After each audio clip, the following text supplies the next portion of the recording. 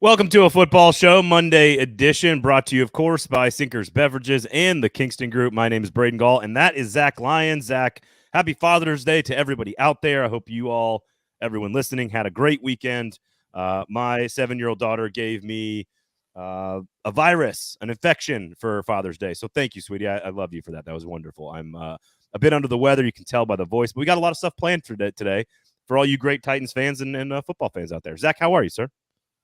Our national nightmare is over. T. Higgins signed his franchise tag.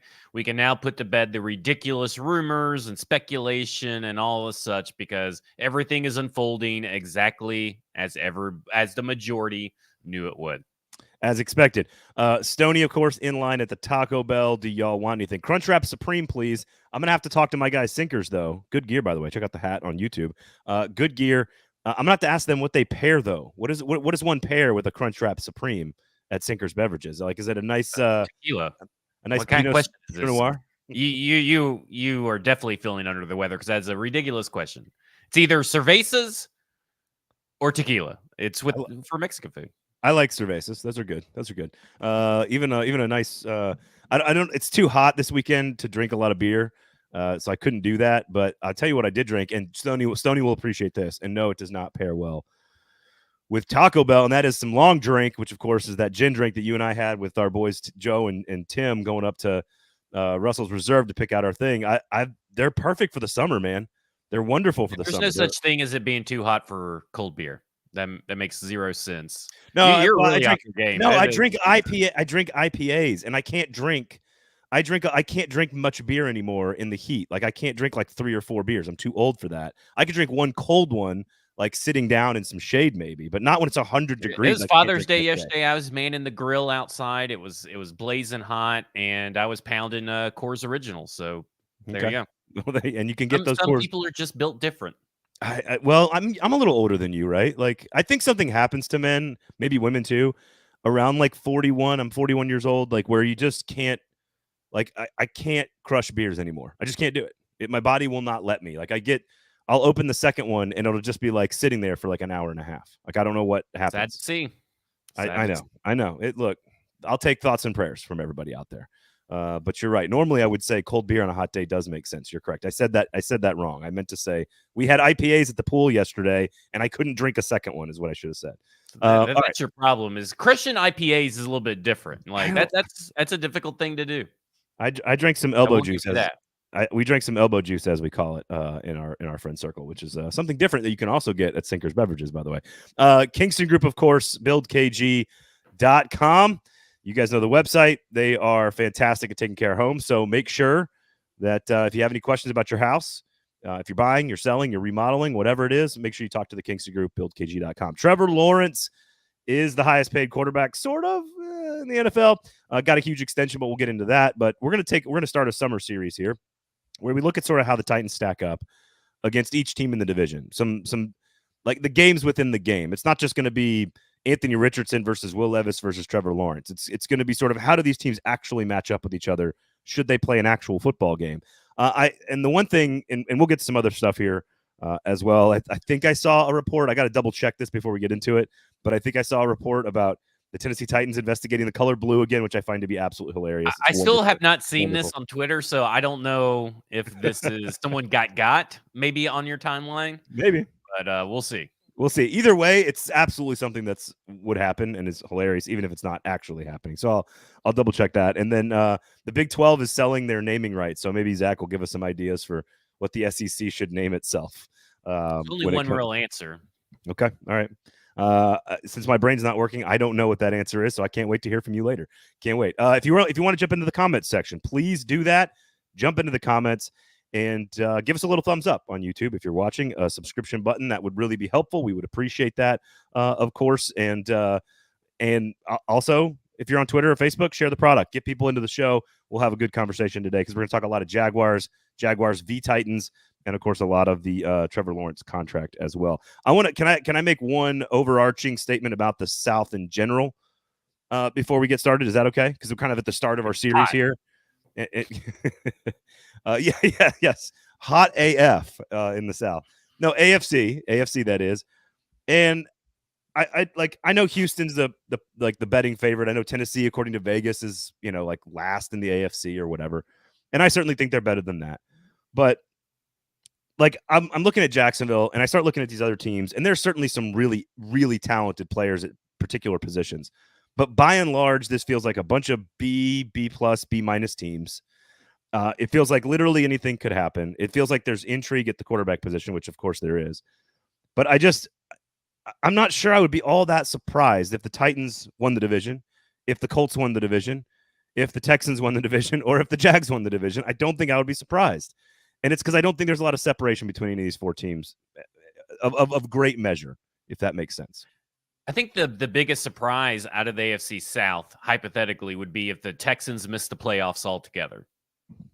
Yeah. With the healthy Stroud, right? Like if everybody stays kind of relatively healthy, but the Texans just can't keep up with what they did last year and kind of take a step back, and then they miss the playoffs entirely. I think that would be the most shocking thing that could happen in the AFC South, because you're right. I don't think it's that shocking if the Tennessee Titans were to make it, or Jacksonville to make it, or the Colts even to make it in. I think that's just where the level of the AFC South is. I think you're right. It's a bunch of B plus players, and in that sense, that still makes it a competitive division, even if the division isn't as good as, say, the AFC North. It's probably the second best division in the AFC, and maybe because I mean, really, when you think about the AFC West is not that good. AFC East has two good teams, but then two terrible teams, and I think that you have four teams that can go against anybody and take it to the limit. It's just that I think they always kind of just fall short. And I look at the NFC and I'm like, okay, the NFC is just, I think, a little bit more talented than AFC from a depth standpoint with these teams from top to bottom. And that's kind of been different. Yeah. Like I think the top of the AFC is still better than the top of the NFC. But I think like your fifth best NFC team is way better than your fifth best AFC team. I can see that. I think as you go down, the NFC starts stacking up a little bit better than the AFC. But the AFC South is probably the second best division in the AFC, only to the AFC North. I'm not I mean, the AFC North, by the way, Hard Knocks is going to feature the entire division in the middle of the season, hence the discussion here. And it debuts, I think, even later in the season than it normally does in December 3rd. So it's going to get we're going to have a lot of content. So it'll be a great show when Joe Burrow and Lamar Jackson are both injured at the end of the season. It'll be great. No, I don't know if I'd have to double check with like how I really feel about, Harbaugh and the Chargers. Like you're right. The Raiders are not great, but I think they're going to be better. I don't think the Broncos are anything special, but I think the Jets could be better if Rodgers is healthy the whole time. So I think there's more balance. The AFC South or the AFC North is sort of all of them, right? It's the best and the most balanced, right? It's sort of like up there on its own. I think clearly it's funny we joke about the Big 12, but like what makes the Big 12 interesting in college football is that from like 1 to 16, it's basically even. There's no like Alabama or Ohio State or USC that's going to dominate that conference. It's just like all a bunch of like good teams. Nobody's terrible, but like nobody's really great. Nobody's elite. Nobody can win a national championship. And that's sort of how I feel about this, is that on any given day, on any given Sunday, all these four teams are basically about the same. It probably comes down to Stroud being a little bit better, or Lawrence stays healthy and is a little bit better, or Richardson stays healthy, or the offensive line for the Titans is better. Like I think it's like one of those divisions where like whoever gets to 9 wins first is likely to win the division. Yeah, I think if somebody gets a 10-win division playoff team, like a 10-win team. And I think even getting into our Jacksonville conversation, which we'll do in just a second, even looking at every roster position, like if you break them all down, quarterbacks, running backs, receivers and tight ends, offensive line, defensive line, edge rushers, linebackers, safeties, corners, it doesn't matter what. There's a few that I'm concerned about. Maybe we'll talk about the offensive line and the corners in a minute. But honestly, if you look at the roster, it's just like B plus, B plus, B minus, B plus, B plus, B minus. Like that's the whole roster for the Jaguars in and of itself. And I mean, again, we'll get to the offensive line and the corners, but like by and large, it's just sort of a B roster across the board at every position group. So we'll get to that. Yeah, I'd probably put C plus because I think they're really, really weak at running back. They're really weak at tight end outside of Evan Ingram. I mean, they have some real. We talk about the Tennessee Titans depth issues. Jaguars have some real depth issues in a lot of these spots when you start getting down into it. But even when you're talking about the starters and matching up the starters, it's a little suspect. This team is really putting a lot on Trevor Lawrence. So, yes, they are. And hence why he got paid. Which brings us to the Trevor Lawrence conversation, which everyone who's watched the show knows that you and I disagree on sort of like the overall upside of Trevor Lawrence. 5 years, 275. No, I don't disagree with the upside. I just disagree that he's not going to get to the upside. Okay, fair enough. Look, there is no way to argue that Trevor Lawrence has had a very up and down first 3 years to his career. He's some of that. He's created. He's brought it upon himself. He tries to do too much in third down situations. He's turned the ball over way too many times. I think the most in the NFL over the last 3 years. And but he hasn't been helped by anything really at all. Like just hasn't gotten much help. Urban Meyer to Doug Peterson, Press Taylor. No, I still think they're not. Have they announced who's going to call plays? Like I don't even know if they've done that yet. I think it wouldn't really matter either way. Whoever's calling plays because they both stink. He led the NFL last year by a significant margin in EPA loss to drops. As I said last week on the show, I kind of mentioned this. Like red zones, third downs, touchdowns.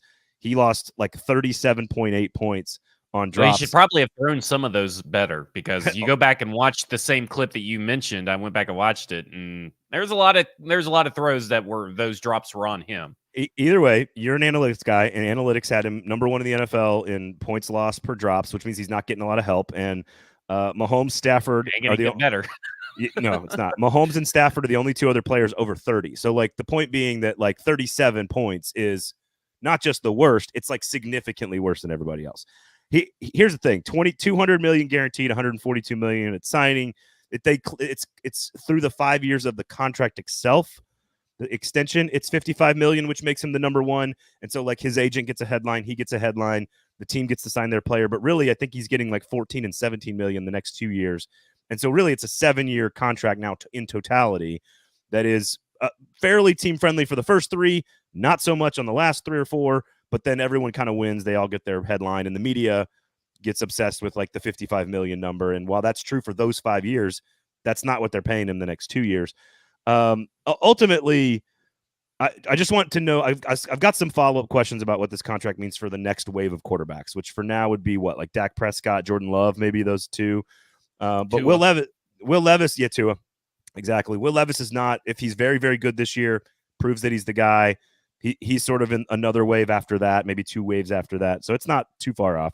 But just first in general, the contract and the money and the decision. I'm more interested in the strategy behind, a 5-year extension on top of 2 years. So he's not a free agent until 2031. It's all about timing. These contracts are all about timing. Well, I do think it's a tad bit early, but everything moves a lot quicker than in the NFL. And we've talked about it before about how coaches don't get a lot of time to turn things around, often. You talk about, you look at all the quarterbacks with Justin Fields, Trevor Lawrence, Mac Jones, just a couple of years later. This is the only guy that's stuck with this team, that's still on his team from that draft class. You know what I'm saying? At the top of that draft class. Mm-hmm. Kenny Pickett's already been given up on. Malik Willis was given up on, but I mean, that was a pretty easy decision. Desmond Ridder was given up on really quick, and they've already signed a quarterback and then drafted one to replace Desmond Ridder that they just drafted in 2022. So it's a wild scene. Now, what's interesting about Trevor Lawrence's contract is that we were talking about, okay, you got this year, the 5th-year option, and then your 5 years kicks in, right? So, like, it's a 7-year. He's signed to the Jaguars for 7 years. But what's interesting is that if they do not restructure and/or touch the contract, and to be honest, they shouldn't have to. We're talking about cap hits of 15 million, 17 million. And then when it starts, the extension starts, it's 24 million. Then it's 35 million in 2027, and then 47 million in 2028. Wait for the next one. Well, that's what I was about to say. At that point, you shouldn't have to touch this contract. You shouldn't have to restructure it. You shouldn't have to extend it to make room, because those are palatable cap hits to still be as as the salary cap goes up. After that year, 2028, if Trevor Lawrence is still your middling quarterback that he has been so far in his career, that has made this look like an overpay, they can get out of it if they do not touch the contract after 2028. Zero dead cap, and they free up a ton of cap space, right? They free up a full $78.5 million in cap space. And now some of that will change because certain options kick in. But at the end of the day, you will have a pretty good way of getting out of this contract and saving yourself a lot of trouble. Now, you restructure it, you extend it, you kind of overplay your hand thinking that, okay, maybe this Trevor Lawrence is getting us over the hump after 4 or 5 years, but this is the year, which is totally Jags, line of thinking. This is the year. Then you kind of screw everything up. At the end of the day, I caution people now, while I would not pay Trevor Lawrence $55 million a year, I'm not going to call it an overpay. Now, I'll laugh at the Jags for doing it, just like I laughed at the Eagles for extending Jalen Hurts, because I don't think that the Jags and Trevor Lawrence can get you over the hump as a combination together. Maybe Trevor Lawrence could be that guy somewhere else, but I don't think you're never going to get repaid what you paid. Is that and a Peterson? If you're looking for a Super Bowl, that's the ultimate goal of every quarterback and every team paying their quarterback is to win the Super Bowl. If you don't win the Super Bowl, then this is a worthless contract. But is that not Peterson? Do you put more of that on Peterson? Like, if you're going to rank the 32 coaches and the 32 quarterbacks, Trevor Lawrence is much higher in the quarterback rankings than Doug Peterson is in the coach rankings, right? Like, meaning he's a bigger problem. I think generally people would probably put that out there. I think that's what generally people would do. But they do tend to overrate and like, Peterson more than probably I would. And I definitely know they like Trevor Lawrence more than I would. So I would kind of, me personally, they're probably on the same level on both the 32 coaches and the 32 quarterbacks in my mind. But at the end of the day, even if they switch to another quarter, if they continue not to blame Trevor Lawrence for anything, which is what this Jaguars, franchise has done. They're taking the Marcus Mariota approach and saying it's not his fault. Everything is everybody else's fault but Trevor Lawrence. At the end of the day, I would caution people who call it an overpay because guess what? Unless Will Levis goes off for 5,000 yards the next 2 seasons and gets you deep into the playoffs the next 2 seasons, and you turn around and pay him a $50 million plus contract, guess what? It's an overpay because he hasn't done anything to warrant it other than be a serviceable 60% quarterback, which is how the market works right now. The market right now is saying that, hey, if you are in that 60%, we're going to pay you, even though you were really probably not worth it because we really just don't want to have to draft a quarterback, which I kind of feel like is the stupid move. I'd much rather try to draft a quarterback that you believe in other than a quarterback that you're kind of settling for. Yeah. And so I've seen a couple of you guys in the comments here talking about comparisons to Jared Goff from Chef Ran. Also, it looks like Baker Mayfield from Bo. And I'll say this. I think Trevor Lawrence is significantly more talented and a better quarterback than both of them. I think if Trevor Lawrence is playing in the Detroit offense with those people and those personnel and those weapons and that offensive line, I think it would be a totally different story. Baker Mayfield's a nice player. I don't think he's a great quarterback by any stretch of the imagination. I think what's interesting, first of all, I think it's more of a strategy question that ties it back to the Titans. And you've said this a lot. You've said, I think or I don't want to put words in your mouth here, but you can correct me if I'm wrong, but you've said basically the Titans should know if he's their guy by the end of the year. Like you should know one way or the other, or at least have a very good idea of what you think he's going to be for you moving forward. In which case, with 2 years left on his contract at a very affordable price, is that not then the right time to negotiate something? I agree that all of these contracts, other than Mahomes, basically, is going to be an quote-unquote overpay, but I just think that's the price of doing business in the NFL right now. And so I think the price of doing business in the NFL is you got to pay your quarterbacks a whole lot. Salary cap keeps going up so that they can keep paying their stars the most amount of money, and that's just sort of the way it is. Like I don't think Trevor Lawrence is worth $275 million, but I don't think Jared Goff's worth $53 a year either. So like I'd be okay with quote unquote overpaying as long as it's like an even amount of overpay across the board because the market is what it is. But if you told me that they signed him to a 5-year, $200 million deal, I'm going to use numbers like that just to sort of make it easy on everybody. $40 million per year.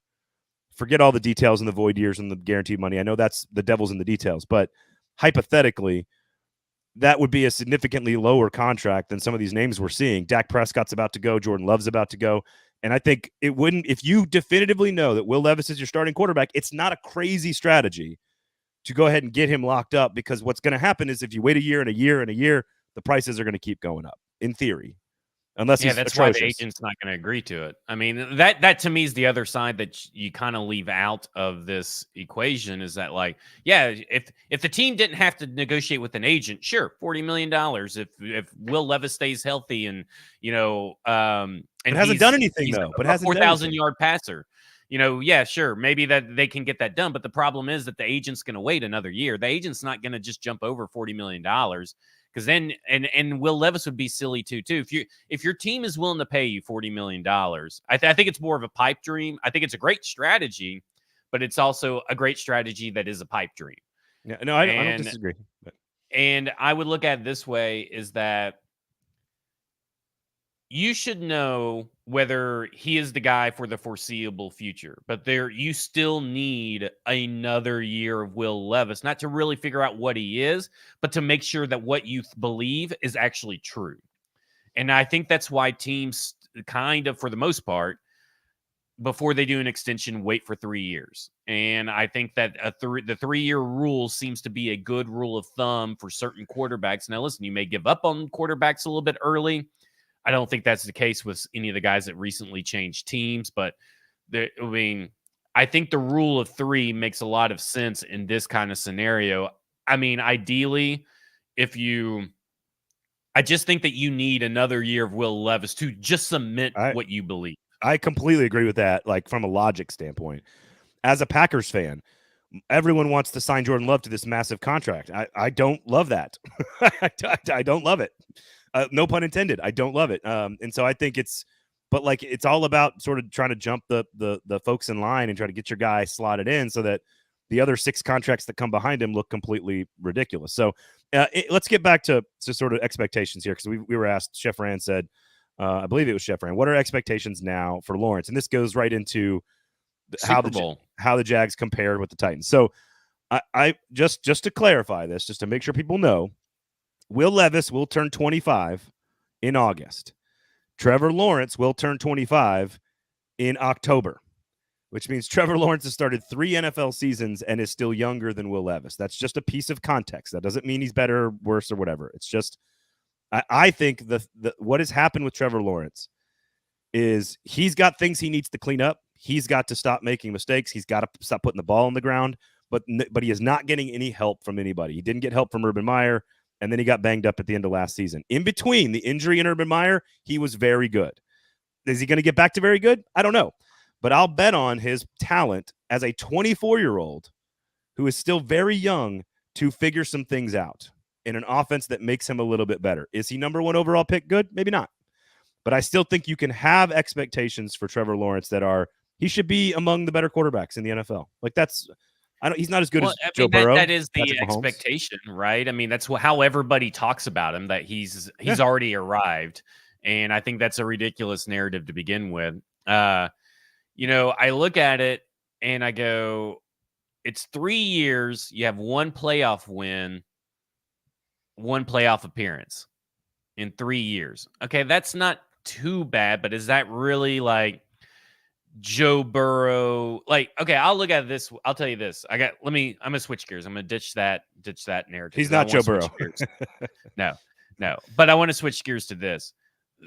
I feel the Jacksonville Jaguars wasted their rookie contract, and now they have to make decisions with the future in mind, and they really did not build around Trevor Lawrence very well. So how are they going to build around Trevor Lawrence in the future?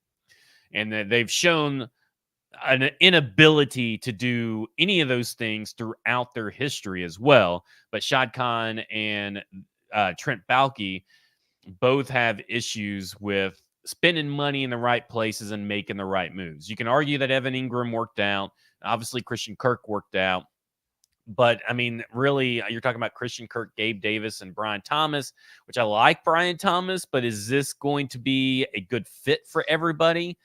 It just seems like they're trying to keep running it back but instead of running it back with like Ryan Tannehill, they're trying to run it back with just the same kind of wide receivers with little upgrade. I don't know. I'm just not very impressed again with their second year in a row. So the third year of Trevor Lawrence, their second year. Urban Meyer did a better job in my mind building around Trevor Lawrence roster wise, as far as what because I mean, he's the one who signed, well, he drafted ETN. Players. He drafted ETN. Yeah, so. and let me tell you something. ETN's not that good. I'll die on so that. So couple quick things. Brian Thomas, fascinating reports about Brian Thomas, that he's really gifted, he's really talented, and doesn't say a word. It's very interesting. Like it's silent killer, I guess. I mean, and maybe that's all you need, but like it's just an interesting thing to know. It doesn't mean he's gonna be good or bad. It's just interesting. I prefer my wide receivers to be divas.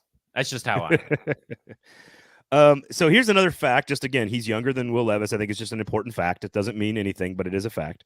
Here's the other thing, and I did not realize this, and I had checked, and I had to like double check it when I looked at like the year by year stats. But it does speak to the complete dysfunction that exists in Jacksonville, just in general. It's like baked into the water or some shit. These past 2 years, Trevor Lawrence was the starting quarterback. I know he was hurt at the end of the year. It's the first time they've had back-to-back winning seasons since 2004 and 5. Yeah. So a terrible team. But like what I'm seeing out of Lawrence is that this guy it's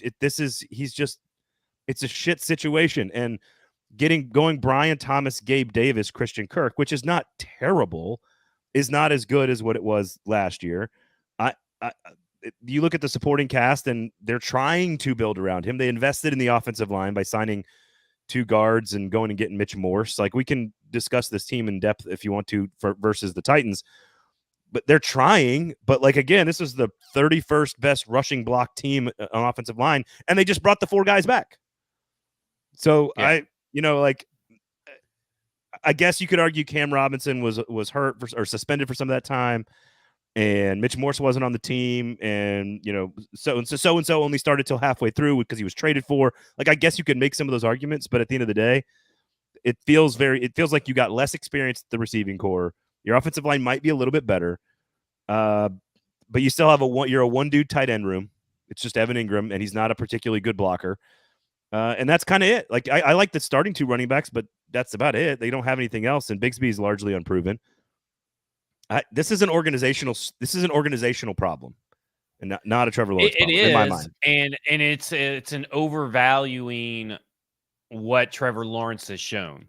Okay, so it doesn't. Like I said, I agree that there is a ceiling for Trevor Lawrence where he could be a Matt Stafford. Not really. I'm not talking in terms of throwing style or throwing motion, but like a guy that can carry the team in long-term situations. But it's really feeling like Trevor Lawrence is more like, right now, he's the guy that needs a better supporting cast to he himself reap the benefits and the team to reap the benefits. He's not you put him in Kansas City's situation last year where it's just Travis Kelce. I think he flounders. Like, I don't think they're nearly as good as what they were last year because Patrick Mahomes is that good. Now, if you put Joe Burrow or Patrick Mahomes in Jacksonville last year, this is a team that won double-digit games. Like, that's just where I'm kind of at with Trevor Lawrence, is that, yes, that's kind of handpicking a couple different guys, but I think that there was a good question put out by Warren Sharp today, is like, if you had to start a team, because now that they are getting paid the same pretty much, and they're pretty much the same age, if you had to start a team with Trevor Lawrence or Justin Herbert, who are you starting your team with? And I'm going Justin Herbert. I think Justin Herbert is better than Trevor Lawrence. I'm okay with that. I don't have a problem with that. I think they're pretty close. I think you've had some better situations and some worse situations. I mean, both started with like coaches that like are not around anymore. Both have dealt with some injuries. Both are big, tall guys that like to run around. There are some similarities. I don't. I think if Trevor Lawrence or Justin Herbert, for that matter, I think if you put either one of those two guys on the Lions, they are in the Super Bowl challenging Kansas City for a win. I think that was it's not an anti-Jared Goff take, by the way. I think Jared Goff is totally fine. But I think the Lions are built in a way that is like the model, is like one of the models for how you go about which is building a really team. weird, I know. right? Because I mean, you look at what the Lions technically have, it's not that entirely different than what the Jaguars have. And I'm not saying that, Jared Goff is better than I think that one comes down to the offensive line, right? Yep. Like the offensive line is where it's at. And I think that if you're saying that Trevor Lawrence and Jared Goff are kind of similar guys, that we're talking about two guys that need the situation around them to be better, right? Like, I think that there's a good chunk of quarterbacks that fall into this category. And right now, Trevor Lawrence is not, they think he is Peyton Manning, right? They think he is like the guy that can, turn crap into, maybe Tom Brady's a little bit better because I guess Tom Brady's supporting cast over a span were really worse. Well, but they think he's the guy that can elevate. It's what Brian Callahan says. There's two types of quarterbacks. There's guys who run the system and guys who are the system. That's it. Yeah. And I do think that Trevor Lawrence could be the system, but Stoney says it perfectly. And this is actually what I thought about when I was, and what we need to get into, like, sort of the matchups here with the Jags. Yeah. But I was writing down all the names of trying to put together the defense in my mind. Like, okay, where are they going to be better? Jacksonville this year, they were pretty good off the edge. Still should be pretty good. Like, I'm trying to put it all together. And I wrote down Trayvon Walker's name, and I'm like, this is the moment when the Detroit Lions became better than the Detroit Lions. Like for me as a Packers fan growing up, the Lions are your Jaguars. Like the Jaguars in the AFC South for Titans fans are like the thing that can't get out of its own way. And the Lions for the longest time in the NFC North have been the thing that can't get out of its own way. And when the Jags drafted Walker and the Lions were like, nope, we'll take Aiden Hutchinson, please. Like, that was when I was like, oh, the Lions aren't stupid anymore. This is great. The Jags are still stupid. And that pick, those two picks are like the thing that like paints the picture in my head. That's bulky. I mean, we talked about it these last two off seasons. They are acting like they are a team that has been a 11-win perennial contender these last two seasons, and they have not been. They have just kind of stayed the status quo. Yep. And I think a good starting off point is looking at the Titans wide receivers, how they drastically attacked that position. They kept D-Hop around, Calvin Ridley, Tyler Boyd. They added those two guys. And then you look at over what the Jaguars have done. They go out and get Ronald Darby. Tyson Campbell's pretty good, but then they have Darnell Savage or Jerry Jones, who's a rookie, as their nickelback. And Darnell Savage has spent most of his time as a safety. I mean, if you're asking me, if I went out to the Tennessee Titans and you said, whose receiving core is going to get more yards in versus the Jaguars and Tennessee in a matchup? Because you also kind of look at Snead, Cheeto, and McCreary versus Gabe, Brian Thomas, and Kirk. I'm going 10 times out of 10 Tennessee Titans, because look at what they have done on this defense. And I really do like the addition of Ryan Nielsen as the defensive coordinator. I think that is a really, really good hire. But let's be honest here.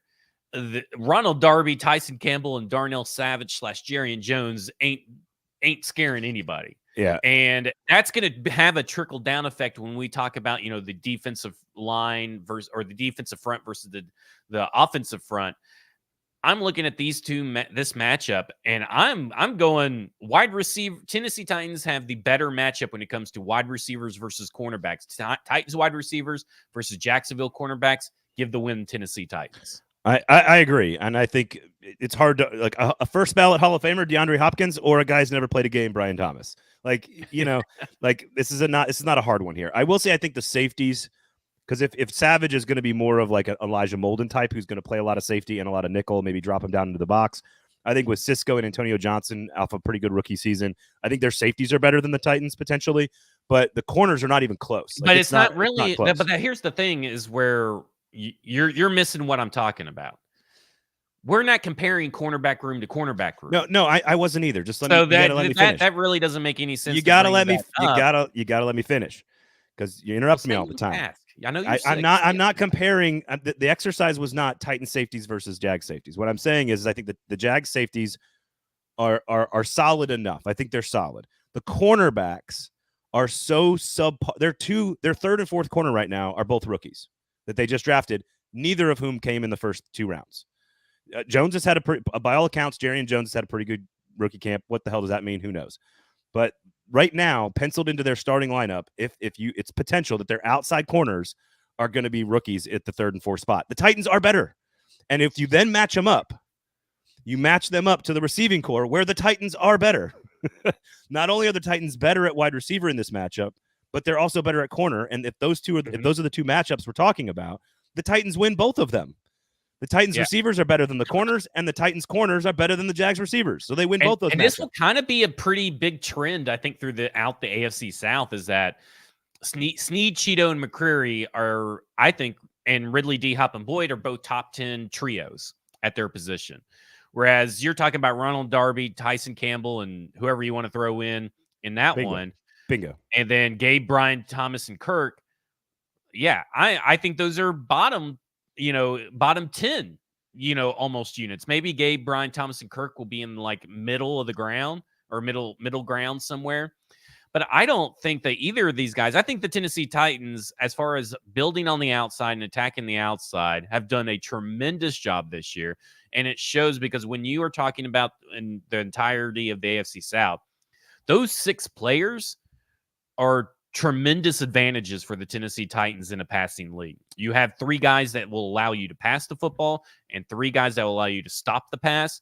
Yep. And that's going to make life hard for Trevor Lawrence because we're not really in this matchup. We're not going to go quarterbacks, right? I think everybody universally agrees as far as that watch this show or that listen to this show, how the 4 quarterbacks rank. I think everybody agrees, the 4 AFC South quarterbacks. But as far as heading into 2024, we're not talking ceilings or projections, just where they're at in 2024. But when you talk about this is a huge advantage for the Tennessee Titans, and I agree. They win not only the wide receiver versus cornerback matchup, Titans wide receivers, but they also win the matchup of Titans cornerbacks versus the Jaguars wide receivers. So that's where I'm at on both of those. I agree. Right there. So Chef Rand says, and this is our next conversation, what about the trenches, dog? So we're getting to all the positions, dog. We'll do them all. We'll do them all. But I do want to go there, and that is Titans offensive line versus Jags defensive line and vice versa. And both teams invested a lot in these 2 positions. The Titans a little bit more on offense. The Jags go out and get Mitch Morse. They paid for a big time, really good center. Titans go out and get Lloyd Cushenberry, paid for a big time, pretty solid center. The difference is Latham, but I would also argue the Jags were further ahead along the offensive line. So I'm just setting the scene here. I'm not comparing the 2 of them. I'm just setting the scene for the matchup. And then, of course, on defense, they both have a rookie defensive tackle in the second round in Tavondre Sweat and Mason Smith. I would say the Jags defensive line and edge, if you include the edge and the line, I would say is further along. Nobody's as good as Jeffrey Simmons, but I think they've got more versatile pieces. And with Josh Allen being the best pass rusher of either of the 2 teams, I would lean. I think the Titans offensive line still loses to Jacksonville's front line, but it's much closer this year than it would have been in the past because of the moves they've made. I don't know I don't know how I feel about the other one. I think the other one is far more evenly balanced and matched up for the Titans. Yeah, so I had a real hard time because are we wanting to talk about IDL versus IOL, in interior offensive line, or are we just wanting to talk about the front as it is? Let's just do the front, I guess. Let's do the trenches here. Yeah, just trench. Because I look at it and I have a real hard time because I do think I don't like Trayvon Walker, but I really like Josh Allen. I don't like Arden Key. I sort of like Harold Landry. So that's kind of where I'm at when we're talking about these edge guys. But when I look at leaders in the clubhouse, when I look at Trayvon Walker and Josh Allen versus J.C. Latham and NPF, when I look at Key and Landry versus Anton and Cam, I have to lean Jaguars in those matchups. And I don't like it. Now, by the end of the year, maybe that situation kind of changes, right? Because maybe Latham is a guy that can handle Josh Allen one-on-one. We don't know. But if you're talking about projecting out, you have to understand that Josh Allen is a, multi-year vet going up against a rookie. He's going to have growing pains. Josh Allen is a stud. Took a while for him to get there, but he has reached stud status. And I think that Josh Landry, I think Arden Key and Trayvon Walker in a given game bring you the same ceiling and same floor, but Josh Allen gives you way more, I think, explosiveness off the edge than Harold Landry. So, like, when I look at Cam and Anton, again, it's about veteran presence, right? So if I look at Cam and Anton, I think they're both really good tackles. Now they struggle, Cam Robinson kind of struggles with health a little bit, but I look at it and I go, I have to lean Jaguars. But when I go to the interior offensive line, I think that there is a real good discussion to be had, because I do agree. Simmons is the best player out of either team's defensive line. So that's Simmons and Sweat versus Armstead and Roy Robinson. I don't think Roy is that explosive of a name. We don't know what Sweat is. And so I kind of think those two things balance them out. And I look at Armstead and I'm like, he's old. I like him. If he's I healthy. like Lloyd, right? I think Lloyd Cushenberry is on the verge of an all-pro season, at least a Pro Bowl. I think Peter Skoronski will make a big leap, and I look at Sadiq Charles, and I like what I see. But again, if you put Armstead versus over on top of Sadiq, what's that really going to look like? I kind of give the slight edge here to the Tennessee Titans on both. And it's mainly because I just hate Ezra Cleveland. I think Ezra Cleveland is a bum. That seems like an irrational thing to feel. Yeah. Well, he's just not good. And I think that Simmons and Sweat, and I like Mitch, but I like Mitch Morse and Brandon Scherf. So it's like the same thing for the Jaguars, you could say, for the Tennessee Titans on both these sides. They have one really good guy and one relatively okay guy that maybe can turn into something being paired with someone else, but we really don't know. I'm very much with you. It's very close to being a tie on both of these things. But when you take it all in, when you take in Josh Allen, Trayvon Walker, Amik Armstead, Roy Robertson, Jeffrey Simmons, Tavondre Sweat, Harold Landry, Arden Key versus all the offensive line, I think I'm going to go Tennessee Titans on both, but it's really, really hard. It's hard. I think it's almost a tie, though. Like, it's tough. It's easy to say this because it's June, but like I don't think the Titans win either of those matchups consistently over like a 60-play game. It doesn't mean that, to your point, like, they're not going to dominate. I agree. Yeah. I mean, it's very, very close. But I think if you're talking about who gets the better of it at the end of the year, or at the end of the series, right? If you're talking about who's going to have more wins at the end of a series, I think the Titans offensive line is going to. I think it's going to have more wins than what people think. At the end of the year, I think you're talking about a top 10 offensive line. Wow. And being that they do play the Jaguars so late in the season, that is the worst time to play the Tennessee Titans offensive line. So I'm going to give the matchup to the Tennessee Titans offensive line. The Tennessee's defense is kind of where I struggle with more than the offensive line. The defense is where I'm kind of like, can they do something against this offensive line? Can this defense? And I do think Harold Landry can. You know what? I'm going to split it. I think Titans offensive line wins their matchup and Jaguars offensive line wins their matchup. So I'm going to split it like that. I think if you add in the context of late in the year matchups, I think you do have a better chance of the Titans winning those battles. But if you told me that Walker, Hamilton, Armstead, and Allen are all healthy, I think that wins more times than not in a 60-play game. And I think the other side, Key, Landry, and Sweat and Simmons, even if they're fully healthy the whole time, I still think that the Jags can win those battles because their offensive line is a year. Somebody said this in the comments, like a year ahead. Like Jacksonville's kind of a year ahead on this, but really their offensive line comes back like largely intact. But some of those guys are pretty good. Like a lot of times I would look at this and go, 21st in pass block rate and 31st in rush block rate. That's terrible. But like Cam Robinson didn't play half the year. They traded for someone else halfway through the season. Mitch Morse has now been included on that. I think they're going to be better. How much better? Can they beat Simmons every play? No, but can you beat if all of a sudden you see, Tavondre Sweat go out for a play or, Harold Landry's not fully healthy or whatever. I don't know. So now here's the thing. I know we're not doing this, but we need to kind of move this along to the next phase. If you are talking about like in the box play, If you add in linebackers, middle linebackers, to in the box rushing attack, offense and defense, with Lloyd and Olukun, you cannot tell me that Jacksonville's not going to win that battle against Tennessee. I think that's an even or more even matchup, but not with Murray and Gray and Gibbons going up against, I think Etienne and Bigsby are about the same as Spears and Pollard. I think you could maybe make an argument that they're going to win those battles, but they have two starting linebackers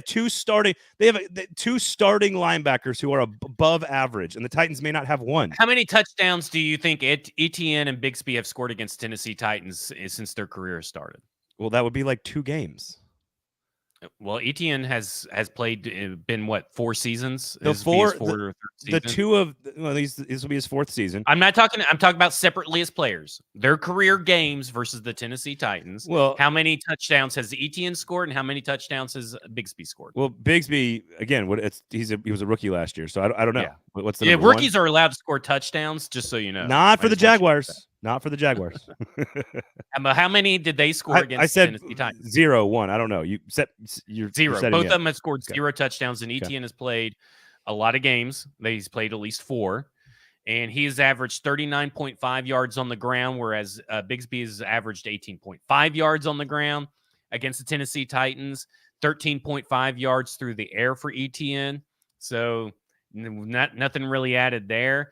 And this is kind of the same linebacking core that they've had during the Etienne's performances against Tennessee Titans.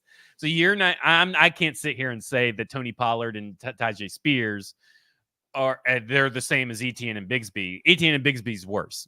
And I think that when you talk about it, it's not even. I would take Etienne over Pollard, and I think Spears over Bigsby. Yeah, I'm not taking Etienne over either of these guys. He's the 3rd best running back out of this list. He's continued to show that he's not reliable and consistent enough on a season by season basis, game by game basis. He's a very much more a highlight reel guy than he is a consistent good running back guy. Look, I love Spears and Pollard. I think it's a great combination, but you cannot. There's no factual basis to indicate that Spears is capable of, he's never done it. He's never been a starter. I don't like Pollard's done one year starting 1 year. Okay, Pollard has been, even as a backup, been better than Etienne. So there you go. There's that. That's actual facts to throw out there. Even in a timeshare, Pollard has been better than Etienne. And I know that Tyjae Spears is better than Tank Bigsby. Well, no argument. So no when argument. you're talking about those two guys in a rushing attack going up against the Titans rush defense versus the Jaguars rush defense, and the guys that are doing the going up against the matchup, if we're talking about run game, who has the better run game and who has the better matchup for the run game, I think Titans are going to win both of those, regardless of. Here's the thing. You want to talk about passing and the linebackers? I'm all in. the Tennessee Titans have some horrible pass blocking linebackers. But we at least know this.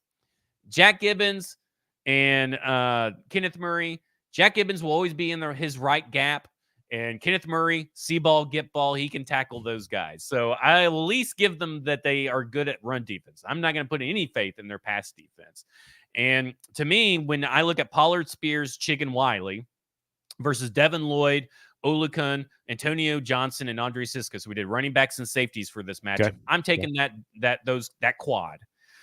And I'm giving a complete tie to Etienne, Bigsby, Ingram, and Luke Farrell to Murray, Gibby, Molden, and Hooker, because I really love Molden and Hooker, but I understand that Ingram, out of all the players listed, is by far the best player out of all the players listed. And I just don't believe in Murray and Gibby in the passing attack, so I'm going to have to factor that in with the tight ends as well as the running backs. And I think that at the end of I almost put it as a tie, because I do think that Molden and Hooker are a lot better duo than what people are giving them credit for, and this is a lot easier matchup than other matchups they're going to face throughout the AFC South. Man, this is tricky. I think, again, I know we're comparing them in the matchup. So if Murray and Gray are better against the run, Jeffrey Simmons helps that. Tavondre Sweat helps that. Gray's not, the thing is that Gray's not the starter. Right, So, sure. I mean, Or right now you Gibbons. have to go with I'm going with who's penciled in at starter right now, and that's unfortunately Jack Gibby.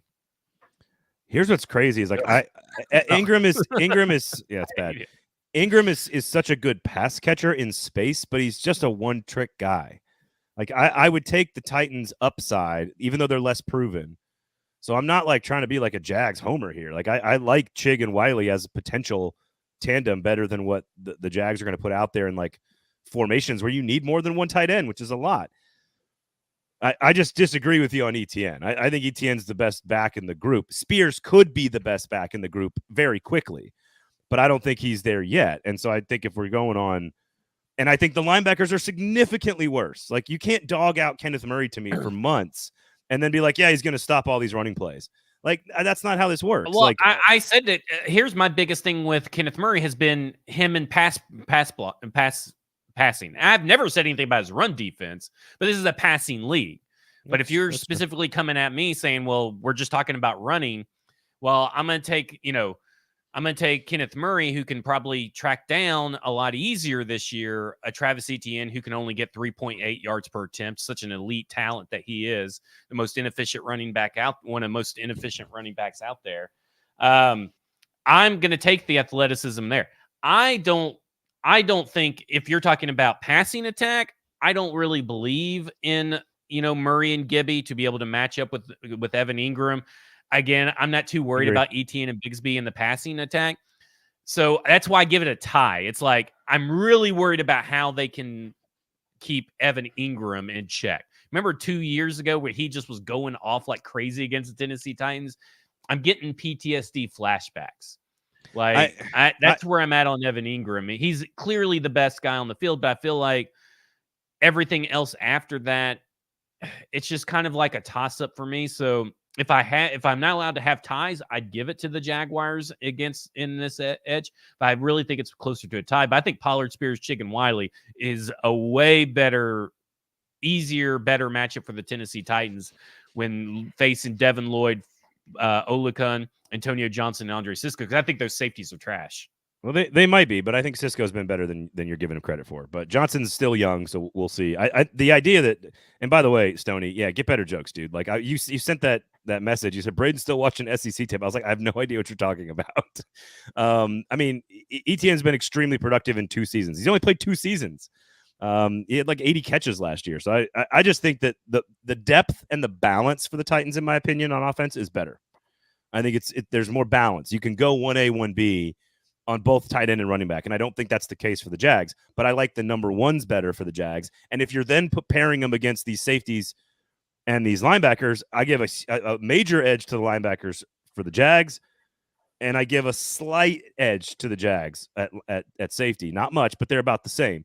So if that's the case, then I have to lean Jaguars.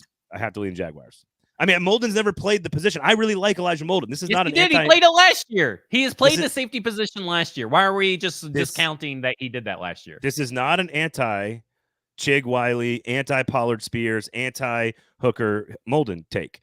It is they have 3 guys. Their third guy is significantly better. We're talking about the Titans needing to sign a safety. We can't say that they need to sign a safety in the depths of major issue. I don't think they need to sign a safety. Okay. I think it would, and that's the difference is like, I think people are misconstruing need and want because they don't need to do anything. And I said that said that last week on both shows. They don't need to do anything. People want them to do something, but we don't know what they are seeing on the field on this defense and how Molden is going to go. So they may not feel that they need to. We may all want them to, but at the end of the day, you don't have to need to do anything.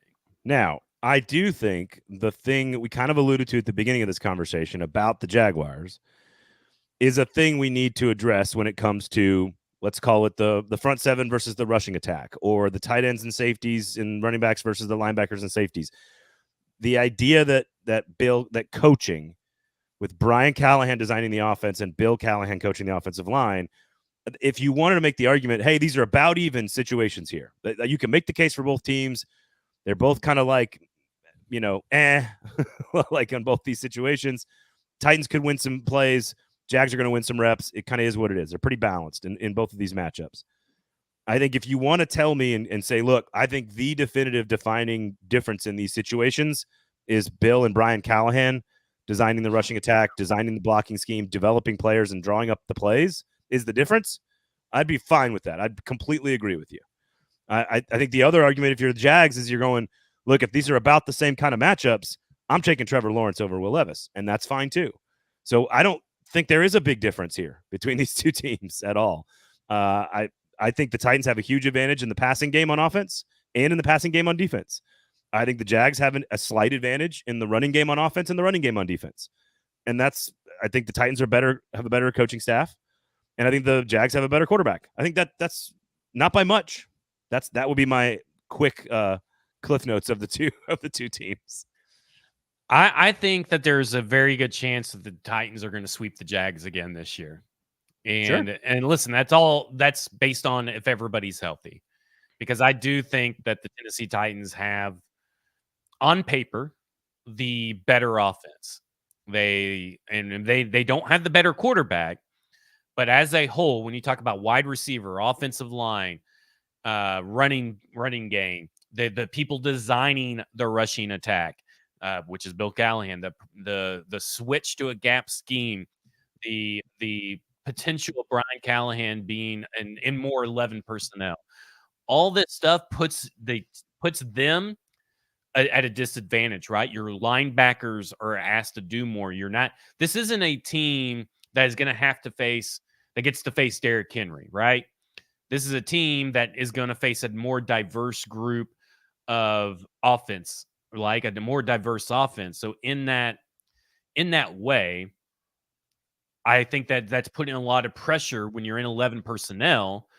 That's putting a lot of pressure on Ronald Darby, Tyson Campbell, and whoever the third cornerback is, right? You're putting a lot of pressure on them. I agree. You're putting a lot of pressure on your safety. And that's where, if you're just talking about offense versus defense, I'm going to give the edge to the Tennessee Titans offense, because I think that by the time they face the Jaguars this year, they are going to be a totally more in sync team with less pressure on them, right? I mean, that's another big thing. Jaguars and Trevor Lawrence have this now heavy burden and expectation. You have to live up to all this stuff, and if they're walking in and they have a losing record walking into the Tennessee Titans, who don't have all this pressure, who are kind of, maybe they still have a losing record, but they don't have the pressure. The Tennessee Titans offense is just as a whole, as a unit, better than I think this defense is. And I think because of the wide receivers, that's because of the new look playmakers. And that's going to put a lot of stress on this Jaguars defense, where they do have deficiencies. I think this is where we can agree. The room for potential growth, development, and improvement for the Titans offense is significant. And while I think Lawrence needs to polish some things up and will be better, there is, sure, Brian Thomas is probably going to be better at the end of the year than the beginning of the year. But Gabe Davis is what he is. Christian Kirk is what he is. Evan Ingram is what he is. Most of this offensive line are veterans. They are what they are. I think Jacksonville's better on offense, but I don't see the offense evolving significantly throughout the course of the season, and all of a sudden your star number 7 overall pick left tackle is a stud then by the end of the year. I don't see I see the improvement taking place with the Titans. First-year coach, first-year coordinator, quarterback first time in the system like this as a starter, offensive line with an elite left tackle, running backs, receivers. I think that team, they're going to be so much different, more diverse and versatile, I think, by November. Whereas I think Jacksonville probably is just be what they are. And right now I would have them ahead. I would actually put Jacksonville ahead of Tennessee. But by the end of the year when they play, that's a different story. There's way more room for growth for the Titans. I agree with that. That I think we can all agree on. All right. We'll hold the SEC naming rights thing till later this week. We're going to dive into another. I'll just say it's Waffle House. That's the only correct answer. Waffle House. It's not Bud Light. No, not Bud Light. No, definitely not in the Southeast. Maybe Natty Light or Busch Light. You do know that the number one seller of Bud Light in the entire world is Lower Broadway. You know that, right? Oh, I know. But I'm poking fun at the SEC demographic. Well, what do they drink? What's worse than Bud Light? Which, by the way, if you do like, You can get some at Sinkers if you want, but they just like I think they just like they take a hop and they like run it past the beer. Like they don't actually put it in the beer. They just like it's just like near the beer. All right. All right, quickly here, and we'll wrap up. I will double check this and quadruple check this after we get off the air. So super dangerous to live produce the show here. But I saw a Houston Texans reporter, doesn't have a huge following. This is not John McClain or anything, but I saw a Houston Texans reporter saying that because the Astros wore a baby blue star on their hat for Father's Day. I guess yesterday, I didn't see any of the Astros game. Can't even confirm that they wore them, by the way, Zach. This is real responsible journalism. This is fantastic. That the report was that the Tennessee Titans are opening an investigation into seeing whether or not they can give them the cease and desist. They took away the Houston Cougars uniforms, which have nothing to do with the Oilers or the professional franchise in Houston. I'd love to know what the contract is, Zach. Like, is it that literally no sports teams are allowed to use a color? Like in the entire... Well, I guess it really depends on what naming rights to the color you own or something. This is fake. All MLB teams have this for Father's Day. So whatever they're talking about. So this is from Eldon. No, so it's not. I couldn't imagine the Tennessee Titans. Here's where you lost me when you told me this, because I didn't know what you were talking about initially. Then you explained it. Is like, there is no way that they fucking care about baseball. Like, there's just no way. I just can't believe that this is true. No, the point that who was it that just made this? That like it can't be fake. It doesn't matter about the other 29 teams in Major League Baseball. They don't have a relationship with the Cleveland Guardians color scheme in Cleveland. The only place they have a relationship. Oh, here you go. It was just a Houston guy trying to get Texans fans to buy Astros gear. Why would he do that? You're a victim of capitalism. No, Brady. I said all along, I have no idea if this is true or not, but I love the story because again, the Houston Cougars wore elite, awesome, badass baby blue uniforms in college football, and they got a cease and desist letter, right? Yeah. Why do the Tennessee Titans have the right to tell a college football team what they can and can't do? Well, the NFL sent the cease and desist letter, right? Not the team. Is that what happened? Is that what happened? Yes. If I recall correctly, I believe the NFL has sent the cease and desist. And maybe there is some issues with NFL colors and usage and all this stuff. Because, every NFL team has a weird name for their particular color that not necessarily, it's just like maybe it's a trademark issue. I don't know. But the NFL, from what I recall, is the ones that sent the cease and desist. Well, so here's the headline. The NFL, now I will say the NFL is merely just like the NCAA. The NFL is just the collection of the owners. Like, so Roger Goodell represents the owners. So the NFL does what the owners wants. But the NFL sent a cease and desist letter to the Cougars in October saying, quote, the Houston Cougars attempt to free ride on the popularity of the NFL and the club violates the intellectual property rights of the NFL and the Tennessee Titans. Okay. So there you go. So, but that's, the NFL. They own some kind of intellectual property rights that. But how can you own a color? Like, can't you just change it one Pantone or whatever? That's just trademark. All the colors have hex color. So there is a particular color code. Right. Like, it's like, so maybe Pantone 135. They were able to trademark it. I don't know trademark law. I just know bird law.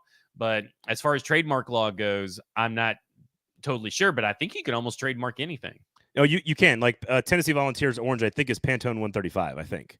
So right. like I'm sure it's the same thing. So why not just like tweak the color one shade and then run the jersey? I don't know why they don't. You'd have to ask the stupid ass Houston. First off, I think it was I personally do not care. The NFL is a big stickler about all this trademark stuff. I remember when we started Broadway Sports Media, they were all up in our ass about all kinds of different stuff. So the NFL is the issue. This is a lawyers, trademarks, or whatever. That is an NFL thing. They have protected everything. You can't use the NFL film, logo, all 22, or anything like that, or they're going to come for their YouTube channels. And SEC's real bad about it too. And who does way better on social media platforms because they don't give a shit about any of this stuff? The NBA. The NBA learned a long time ago. They're like, use our highlights all you want to. And look at Ja Morant's followers on Instagram compared to like I don't know, not even Will Levis. Like pick a good like CJ Stroud. Pick somebody big. Like the NBA players' social media followings are 10x what the NFL players are. And I think that's because the NBA is like, yeah, we're a highlight-driven league, man. Put the dunks on Twitter, man. Let's go. Yeah. Let's go. All right. Anyway, I think it would be hilarious if they did it. So I'm okay. I'm okay thinking the headline was great. And if he did it, good job. Good for him. So, all right. Other than that, have a great week. I'm going to go rest the voice. Sinkers Beverages, Kingston Group, make sure you support them. Football and Other F Words, Bluegrass Beverages, make sure you follow them on the Twitters and the socials as well. They got lots of cool events coming up this summer, so make sure you stay tuned to both Sinkers and Bluegrass. Follow them on socials and then sign up for the like the rewards group there. You got the BOB at Bluegrass and you got the in-crowd at Sinkers. Kingston Group, Build KG as well. All right. For Zach Lyons, I am Braden Gall. I'm going to go rest. I'm going to go take a nap. Thank you guys all for listening. We'll talk to you on Thursday.